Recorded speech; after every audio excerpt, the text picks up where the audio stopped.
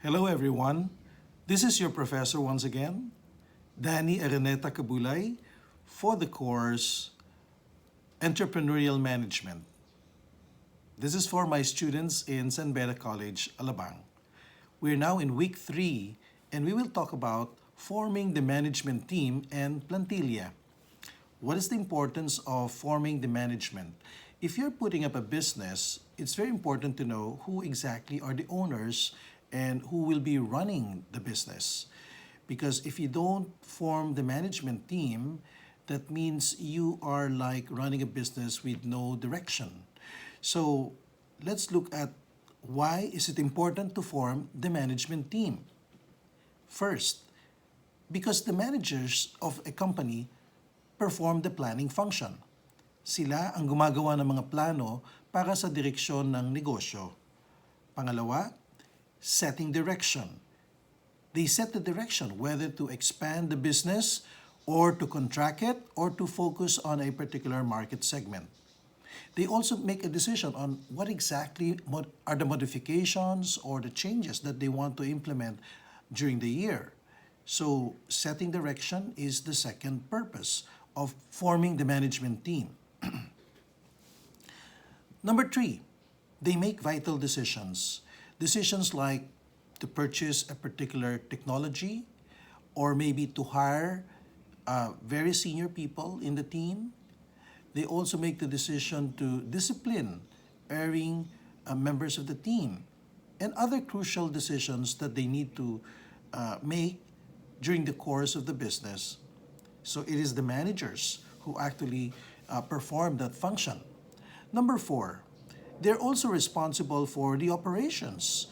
So kapag kumita o hindi kumita ang isang negosyo, that is the responsibility of the management team.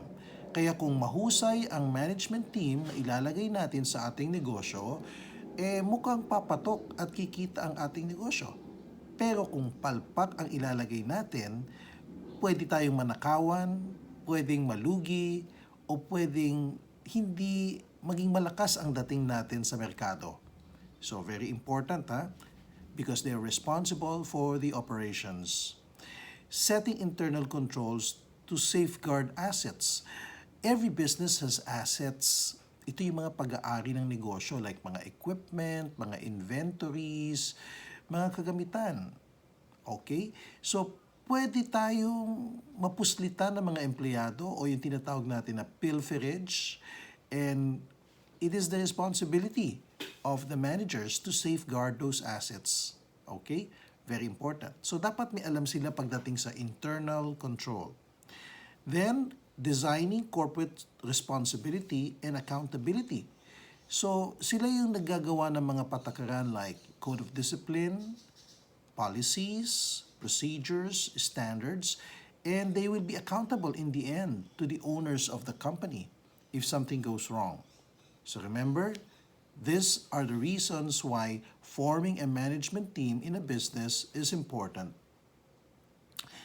I remember when I was still young, in college, we were taught that to serve customers, you have to adapt to a particular service pyramid.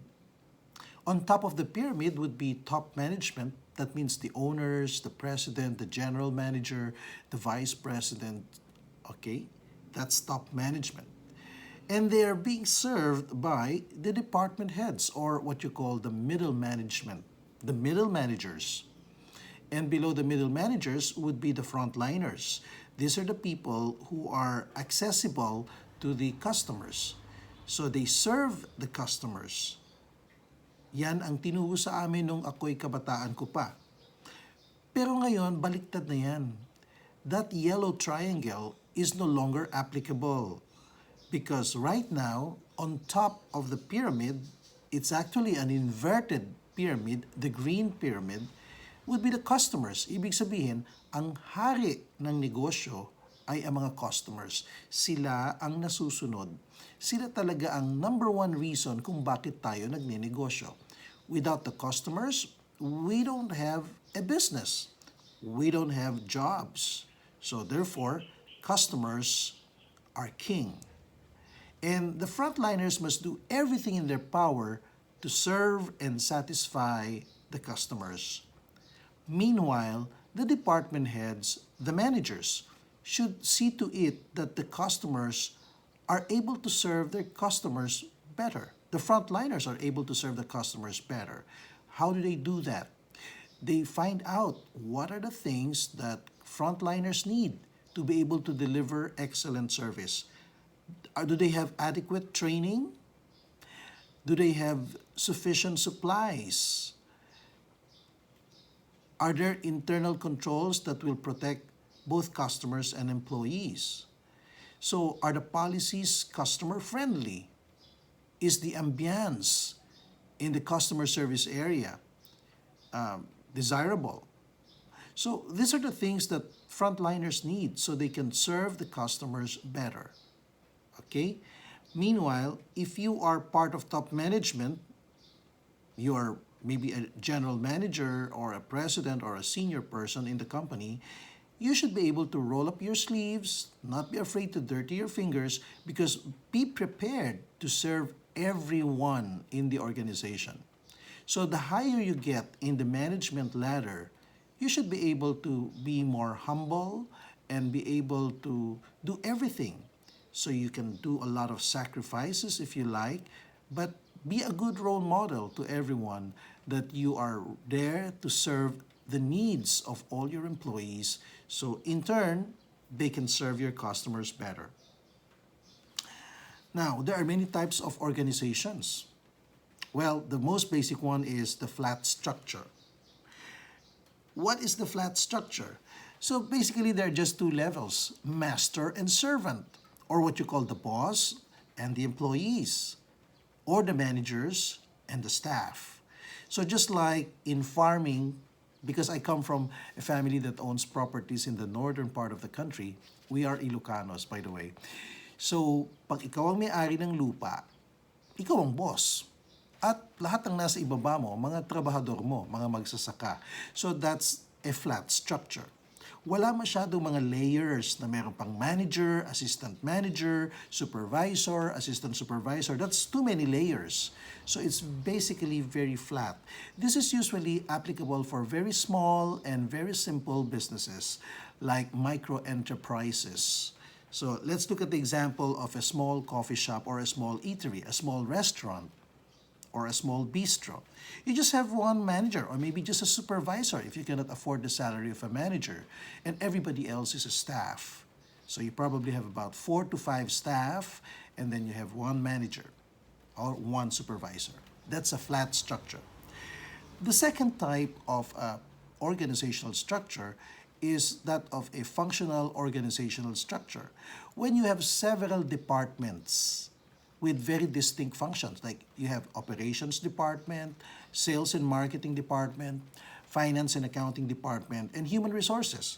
So this is very similar to that of a medium-sized enterprise like a hotel, a small hotel, for example.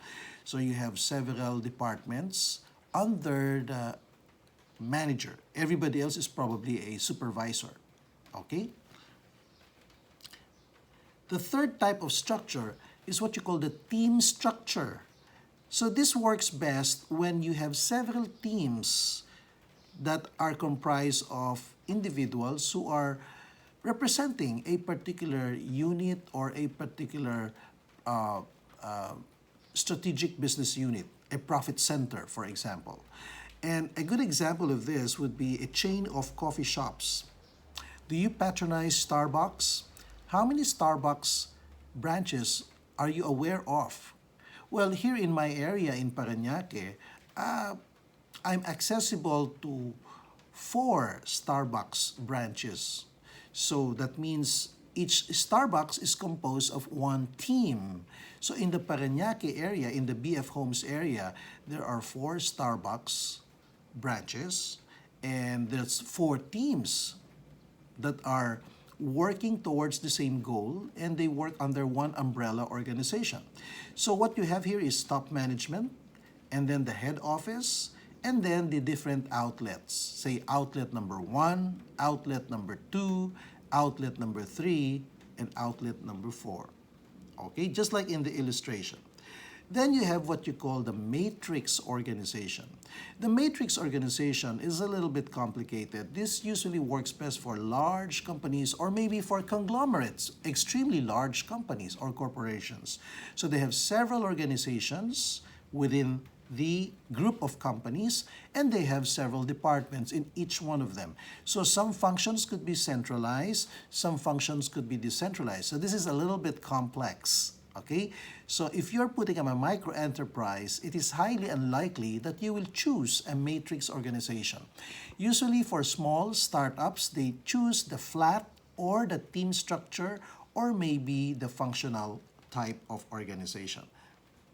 So the matrix type of organization works best for very diverse and very large corporations. Just like in the illustration, this is the Carlson Center in Minneapolis, in Minnesota.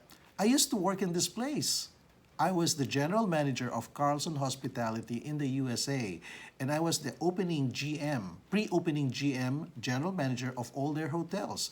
So I would be given the task of preparing one hotel within 1 month, within 30 days. That means I've got to hire all the people, I've got to set up the structure, I have to put all the policies in place. So it's like a module, a system. So everything is de cajon. So within 30 days, dapat mag-grand opening na sila. I'm going to hire the manager of the hotel. So after 30 days, I leave that hotel and move on to my next assignment. That's my job. It's a beautiful job, it's a stressful job, but I was enjoying it immensely because I got to see so many places, I get to meet so many people and train them for the opening of their property. That was my job at Carlson. Actually, we actually operated several brands like TGI Fridays, Italianis, Regent Hotel, Country Inns and Suites, Radisson, etc. Okay? So that was my office, the Twin Towers, the Twin Golden Towers in Minnesota, USA. Now, what are the considerations that you need to factor in when choosing the organizational structure? Pwede ba na ikaw ay isang micro-enterprise and then you choose a team structure? Pwede. Like if you're putting up kiosks, pizza, just like lots of pizza story of Tessie Antian. Do you remember? She put up 10 kiosks, and what was her capitalization? 250,000 pesos. That means 25,000 pesos per kiosk is the cost to put up a kiosk. So that means she was selling pizza in 10 different locations. With a capitalization of 250,000, it's a team structure because one kiosk is one team. So there could be 2 employees there, one in the morning shift and one in the afternoon shift because her kiosk would be open from 7 a.m. in the morning until perhaps 9 or 10 p.m. in the evening. They're located usually in malls, in groceries, in schools also, yeah, in public areas. Okay, so these are the considerations you need to factor in. Number 1, the size of your organization. The nature of your business, if it requires so many tasks and so many different functions. The desired quality of service. Of course, kung magtatayo ka ng hotel na 5-star, hindi pwedeng kapus ka sa staff. Dapat talaga generous ka. Marami kang tauhan. Kasi 5-star ka eh. And then finally, the viability. Ang dami mong nilagay na tauhan. Kikita ba yan? Eh, ang laki ng payroll mo.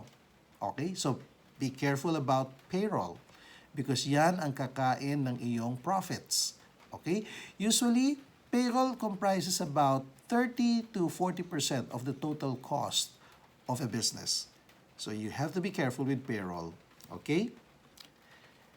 Now let's move on to pop question number 11, the very first one for this week. What is a suitable organizational structure for your business? Articulate why did you choose this type of structure. I repeat, what is a suitable organizational structure for your business? Articulate why did you choose this type of structure. Only the team leader will answer this for each group. Okay? So that means the answer of the team leader is the answer of the group. So you've got to brainstorm and then give me an answer. The answer should only be 2 to 4 sentences. Very brief. Very succinct, okay? The deadline for posting your answer is October 4, Tuesday. I know that you have already answers, but you're just waiting for the video to be posted so you can post your answers. Now is the time. See you around in the next lecture.